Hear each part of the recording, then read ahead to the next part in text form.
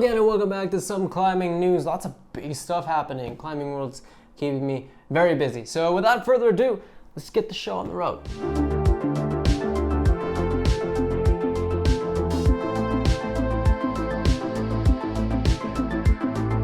Alright, so this freaking guy, Sean Bailey, he almost pulled a fast one on me. Just almost. I had finished recording, was editing this very show when I randomly decided to check the gram for a second. And I caught him. Dude almost rabbitude me. Almost. But not this fucking time. This time, I win, and it feels so good. Sean Bailey just sent Arrival of the Birds 9A V17, and I just won. Appropriately, by the way, the footage of Arrival of the Birds is an actual load of crap. This is the most famous, under-photographed, undocumented boulder I think we've ever seen. It's ridiculous. The footage looks like it was shot by a VCR that desperately needs to go to rehab. Will we ever see what is potentially the current hardest boulder in the world in crisp 4K? No. At this point, we need to make sure that that does not happen. And if you don't know what I'm talking about, well, here's the best photos we have of the boulder when Aiden Roberts got the first ascent. Are they cool photos? Sure, I guess, maybe. Some might think so. I personally think that they're cool, you know, artistically, but as a way to showcase what the boulder's all about, they freaking suck. Now, what can we get from this?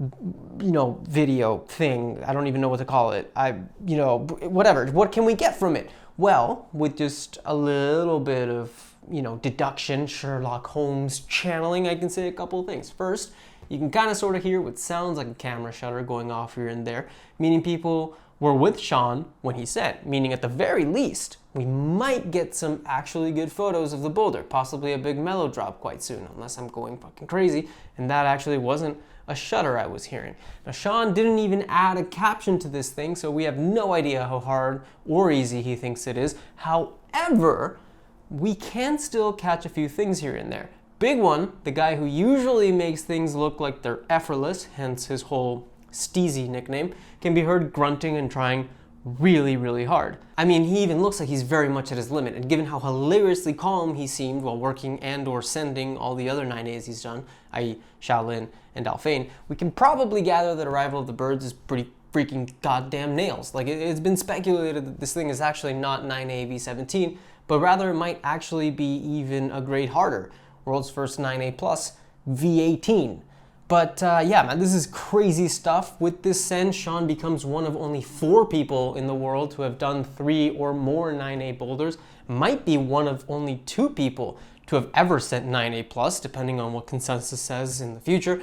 I mean, yeah, this is really awesome stuff. Immense congratulations to him for this. It's incredible. I really hope we're gonna get like a longer mellow video with just a little bit more quality, even though I just said that was exactly what I didn't want. But I want it so goddamn bad. Please. Okay, yeah, so I gotta talk about Janja on Dreamtime. Janja Garnbret, she did a session because of course she did. And it's freaking Dreamtime. It's like one of the most legendary boulder problems of all time. It's also the second ever female ascent after Michaela Kirsch, who sent that boulder exactly a year ago. Funny how that works, isn't it? Or at least she posted on the gram that she sent a year ago. Maybe she sent on another day. I don't know. It's not important. What does matter and what is important is we need to talk about Dreamtime. I think I've covered this particular boulder something like 30 freaking times on this channel at this point. It just keeps coming up for whatever reason. I don't know why. Maybe because it's legendary. Either way, quickfire history time. Let's go. All right, so it was the first boulder to ever be given the proposed grade of 8C V15. It was FA'd by Fred Nicole in 2001, repeated by Burns Zong Girl, who agreed with 8C, downgraded to 8B plus by Dave Graham, who did what wizards do and found new beta, a heel hook. Then a bunch of people repeated it too, suggesting that same grade. Notably, Sharma, Daiko Yamada, Nale Hukataiwo, and Adam Ondra, who was 15 when he did it, and who did it in 4 hours, because of course he did.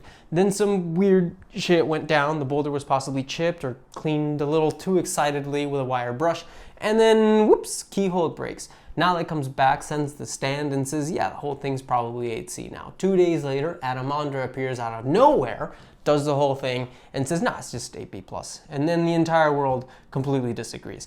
I'll talk about Ondra in a minute. he's getting his own section too in this show. Anyways, funnily enough, there are two ways to do the boulder. You got the big throw to the rail, which is the way the boulder was originally done by Fred Nicole. And then you got the way that both Janja and Michaela did it, which I honestly, I can't freaking find who the hell did it that way first. I've been looking all over the damn place and I can't find any information on that. Like, there's a video of Paul Robinson doing it that way. He got the second ascent of the boulder after Ondra did it post break for the first time. He told me he thinks it was Ondra who did it that way first, but that he's not entirely sure and he can't remember. Michaela Kirsch apparently has no idea either. Ondra has yet to answer my DMs, and so does Fred Nicole. So I don't, it's driving me freaking crazy.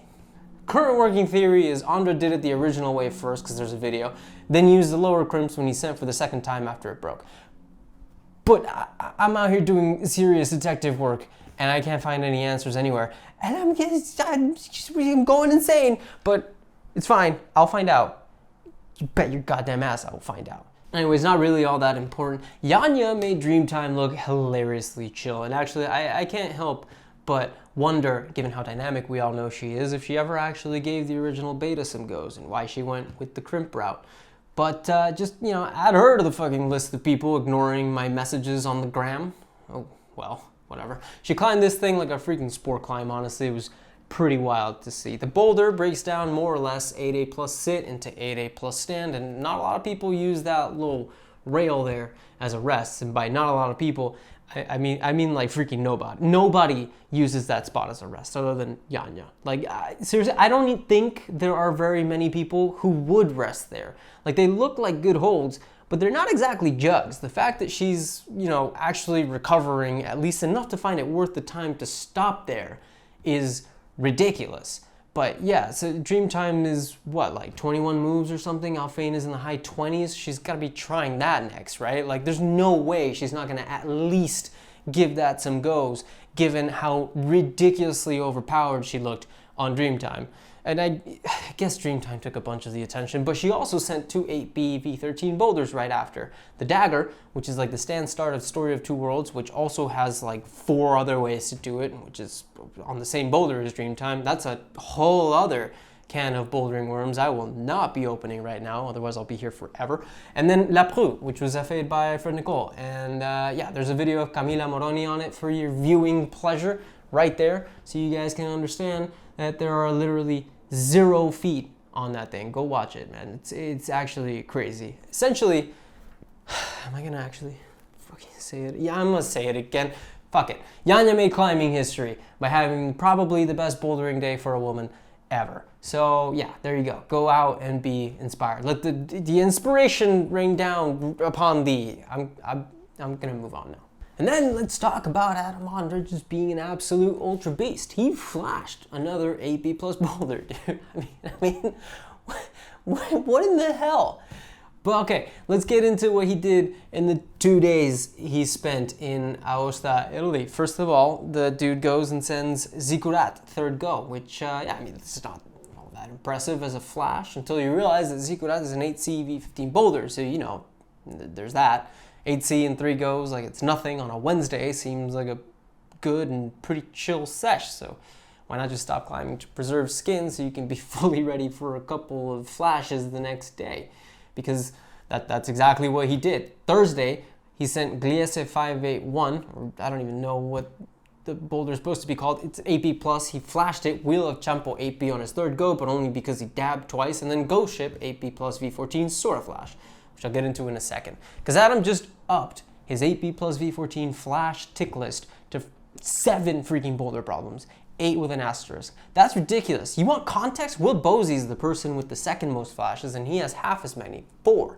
Then goes Jakob Schubert with 3, and then there are only 5 other people in the entire world to ever flash 2 8B plus V14 boulder problems.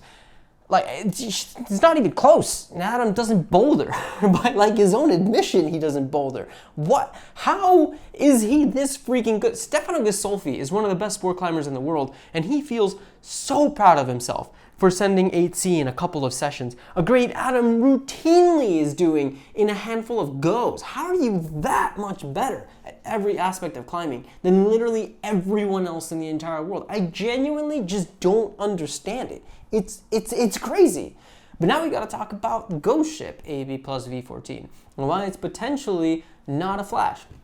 Because he did do it first go. The problem is he got on a rope and he touched all the holds. He didn't weigh them, but he did touch them, which is kind of like not exactly allowed on a flash, but also the rules are sort of iffy. We're not sure. Like, I've always understood that in bouldering, the basics is you can touch all the holds, you can reach, but nothing else. Kind of same as sport climbing. Like, you can't just get on a rope or stand on a bunch of pads and feel all the holds on a boulder, which basically just means that we need to all come together and figure this shit out, because like the lack of understanding of the definitions of things is getting a little bit ridiculous. Look, here's how I think about this stuff.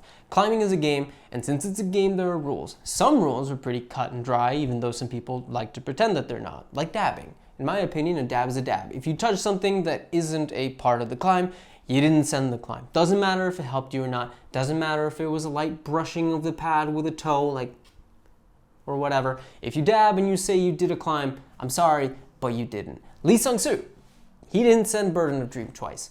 He did the boulder twice, but he only sent once.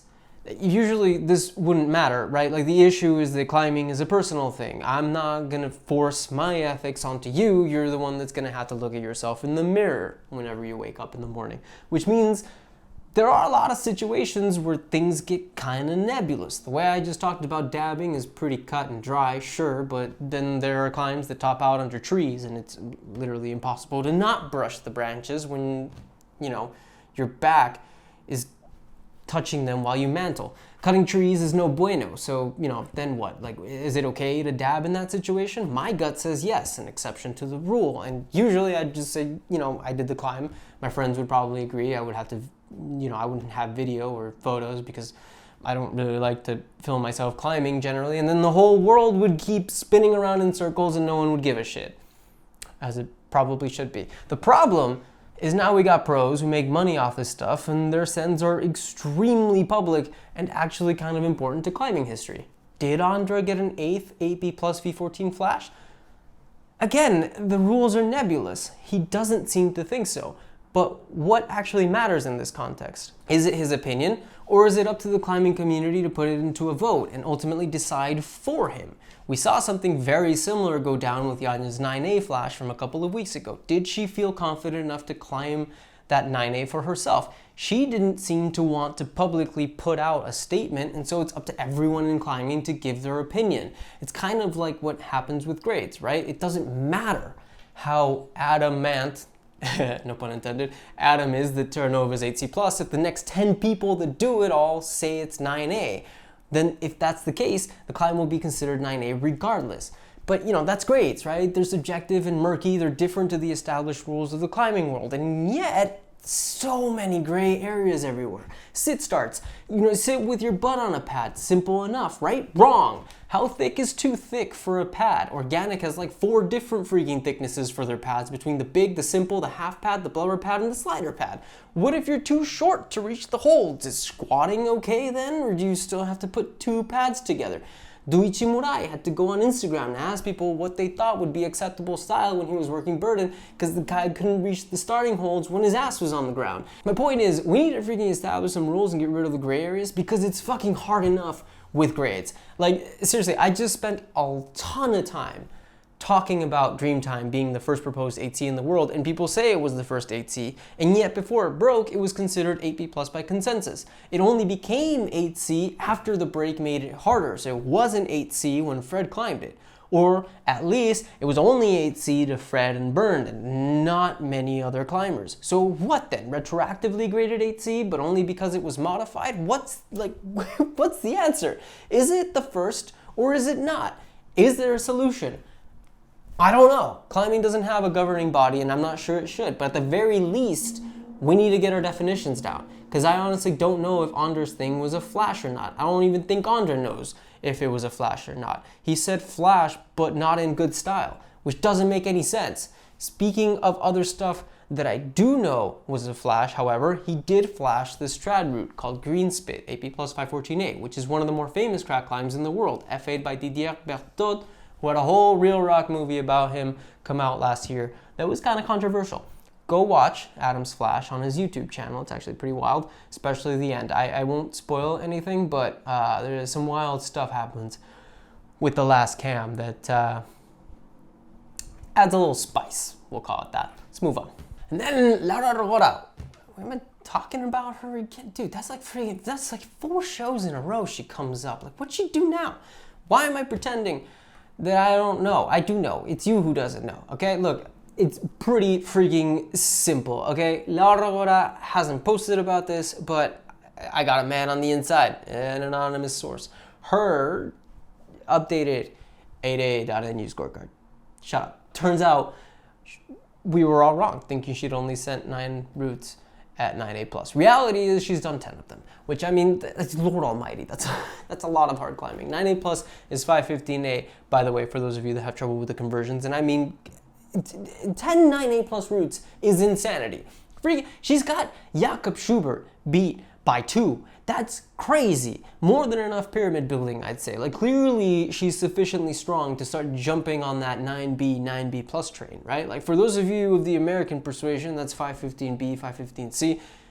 You know, is this technically news? Not really. You just kind of wanted to hype her up a little bit because she's been freaking killing it, or as the ladies say, slaying. And speaking of slaying, she had just an absolute monster of a day again, just an absolute Onsightapalooza. 2 8-seat routes, one called Paques Express, I don't even know what language that is, and then Free Fight Integral, I think. Then she did Vous êtes des animaux, which is 8B, also on-site, and Playboy L2 8A on-site, bringing her total on-site in the 8C grade range to 5 routes, which that's so insane, dude. I don't even know how to even begin to understand how you can be that good at one of the hardest things to do in climbing. She's on fire. She's breaking records left and right. I mean, if there's anyone out there who is close to becoming the 3rd person to ever on-site 9A/514D after Megos and Ondra, without even the slightest slimmer of a doubt, it's Laura Rogora. And then probably Janja. It's not even freaking close, but like, you know, people don't just on-site stuff. It's insane. And on we move to Ben Hanna, who just got a repeat of Grand Illusion as his first ever 8C plus boulder. And dude, I don't know this guy at all, but I just want to show you this. Watch. Yes. Come on. Yes. Yeah, Ben. Let's go, Ben. Come on. Yes. No way, bro. Finish it up, dog. Come on, Ben. Come on, dude. Come on. Come on. The sob mid top out. Oh. Hell yeah. Yeah, this guy's basically crying as he tops out. Just, what a little bitch. I'm kidding. Good Lord, am I kidding. Fuck toxic masculinity, dude. This is exactly what it's all about. I have no idea, like 0 idea what this dude went through to climb this thing. How long he tried it for, what his history is with it, nothing. But that is awesome. It reminds me of that one photo of Margot Hayes when she did La Rambla. You all know the one I'm talking about. Yeah, that one. Honestly, like the raw emotion shown here, I fucking wish we had a long ass video of this end. This is exactly the sort of stuff that needs to be put in documentaries and climbing movies. Like, I know the Real Rock stuff can be a little bit over dramatic sometimes, and by God do they sometimes, you know, like really squeeze all the freaking possible juice out of every tiny bit of adversity that comes the climber's way. It's like people having full-on breakdowns in front of a camera because a pebble got in their shoe. But like, this is real, dude. Honestly, probably the most real thing I've seen on Instagram and in climbing ever. Like, I freaking felt that, and I'm dead inside. But yeah, very heartfelt congratulations to Ben Hanna from all of us here at Some Climbing News, and by all of us, I mean just me, because that's literally it. That's just me. I do everything here. Fuck. Well done. First 8C plus V16 is a legendary goddamn climb, and probably the most legendary send that Grand Illusion will ever receive, to be honest. That was freaking awesome. And then, speaking of wild sends, Nicolai Uznik just sent Brainrot, and yeah, man, I mean, what the hell, dude? Just like, if you haven't seen this, here you freaking go, watch it.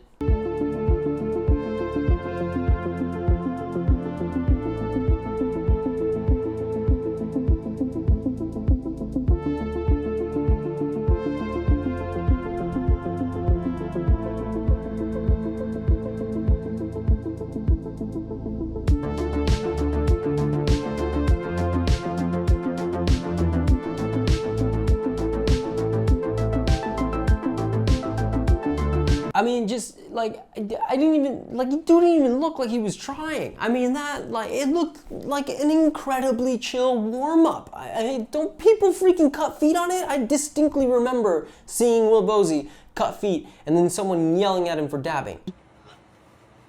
Nice. Dab. Yeah, see? He did cut feet and dab. So where's the foot cut, Nicolai? I freaking refuse to believe this is the same climb. Like, there's just no way, right? Like, it can't be. I'm gonna continue to be in denial about this for a while. He did it in an hour. There's no wonder he thinks it's soft. Ridiculous, absolutely ridiculous.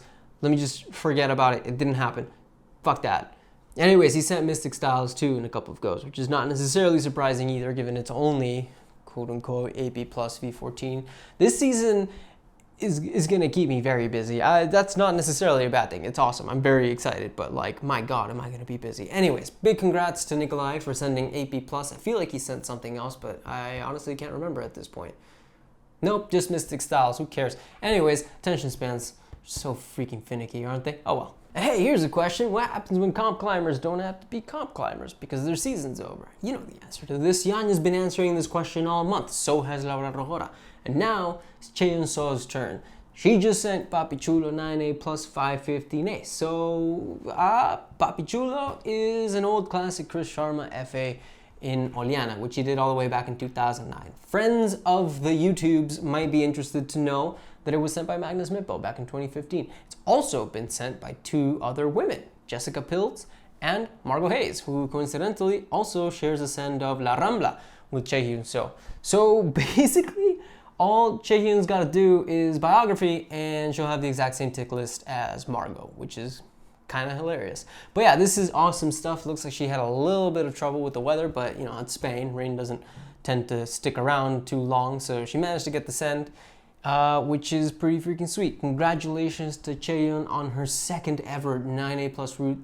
Ladies are slaying, man. What can I say? This is really freaking cool. And then let's talk Daniel Woods, who's out there trying to sleepwalkerize, hypnotize minds. That may not have made a lot of sense to some of you, but to others, they know exactly what I'm talking about. So yeah, it turns out hypnotized minds isn't the only problem on that boulder. There's actually quite a few of them that people who don't live in Colorado probably have never heard of. Who knew? So let me explain. You got hypnotized minds, which starts on the same holes as a climb called Veritas Sit, which is 8A V11. Hypnotized mind goes right. That's why in the Sanuk Daniel Woods FA, he refers to the climb as the Veritas Right project for very obvious reasons that have only recently become clear to me. And then you've got a climb called Bear Toss, which adds a hard traverse into the same start as Veritas, and more importantly in this case, hypnotized minds. So basically, Waniel Dudes is trying to add another V13 traverse into one of the most famous V16 boulder problems in the world right now, aka he's Return of the Sleepwalkering it again. And also, let's not forget, Waniel Dudes is like legendarily tailor-made for hypnotized minds. Like, he still 100% thinks the crux of that problem is easier than people make it out to be, which means we might actually get another 9A V17 boulder dropping soon, especially given that we literally just watched Zach freaking Gala cruise up hypnotized minds, and that we know he and Daniel hang out together sometimes. So, Noah Wheeler, who was bitching on the Test Beat podcast that no one would care if he sent hypnotized minds, there goes your excuse, dude. Go do it. You just got a literal gift from the climbing gods. Go try the Mega Proj. And if it's any consolation, I would actually care if you said hypnotized minds. I would care. I would very much care. But also, please, for the love of everything that is holy, do not just add return or revenge or whatever similar verb to the end or the beginning of the name of the new boulder and call it a day. I don't need or want Hypnotized Minds 2 Electric Boogaloo. Although now that I just said it, I actually low-key kind of do. Holy shit, if they don't call it Hypnotized Minds 2 Electric Boogaloo, I may literally die. And then, dude, Pietro Vidi just got a rare repeat of Beth Rodden's 2008 masterpiece, Meltdown, which is very much one of the hardest bits of trad climbing the world has ever seen. It's graded at around 514C or 8C+, and I guess since it's trad, E11. Nobody even really knows what that means, so don't worry about it. And I mean, this thing was freaking cutting edge. Like, it's often put right next to achievements as huge as Lynn Hill's Free Ascent of the Nose, both for the fact that it was A, done by a woman, and B, was far, far, far, far ahead of its time. Like, not for nothing, but it literally took over 10 years for Meltdown to get a first repeat by Carlo Traversi, who sent in 2018. Beth Rodden is a freaking legend. So since then, Meltdown has pretty much been given the legendary status, as I said, and has only been repeated by, like I said again, Carlo Traversi, Jacopo Larcher, Babsy Zamgirl, Connor Herson, and now Pietro Vidi. It cemented Beth Rodden as one of the strongest climbers to ever live. It is viewed with absolute awe by anyone that has ever tried it, and Pietro is just demonstrating how absolutely massively next level he is, because he's doing this thing insanely quickly. Like, let's not forget, this dude went on a British trad climbing tear last month where he basically did everything hard in that entire country. And now he added Meltdown to his resume. It's like, what he's doing is actual insanity. It's amazing stuff. And then Martin Tekles just sent La Planta de Shiva 9B 515B, which, by the way, was the first ever route to be sent by a woman, Angie Ader, in 2017. Looks like Martin got on the route for the first time nearly 2 years ago in 2023, and he was trying it on and off for a while. Then this year in March, he got down and dirty and he went for it. And he's been trying it and obsessed with it ever since. So yeah, there's not a lot more to say. It's huge news for him, massive accomplishment, because I mean, like, you know, good lord, 515B is ridiculously hard. It's his first ever. He's got 2 9A plus 515As under his belt. So yeah, it's great stuff to see, man. Leveling up, it's awesome. And then finally, gonna talk really quick to anyone who might be listening that climbs in the northeast of the USA, town of Great Barrington, Massachusetts, which is home to some of the highest quality gneiss I think I personally have ever seen. It's some of the nicest climbing ever, haha, is conducting a survey and creating their next 10-year plan for outdoor recreation and development. The town seems to be down to fully preserve and open the crags and supporting infrastructure and development, like, you know, putting in freaking parking spaces, which GB desperately needs. Seems to me like a wonderful opportunity to help guarantee access to some of the best climbing the Northeast has to offer. I mean, like, this is the home of roses and blue jays. That is probably the most famous problem in the area. I mean, just look at it. It's awesome. So as someone who began their climbing career in the Northeast, a lot of you might not know that because I don't think I've ever mentioned it. Yeah, go fill out the survey. Link is in the description. Help climbing access to one of the best, but unfortunately completely under the radar crags in New England. Because, yeah, we need it. It's awesome. Also, if you're curious about other boulders in Great Barrington, here's a link to a great video from Kai Webler on the Climb With Us YouTube channel that showcases a ton of cool climbs from there. It's like V6 to V10 range, more or less. So yeah, check that out if you're interested. But yeah, there you go. That was some climbing news. Thanks as always for watching. Do the YouTube thing before you go. You know, like, subscribe, comment, all that good stuff if you haven't done so yet. And yeah, man, I'll see you guys on Friday. But in the meantime, and as always, go climb some stuff.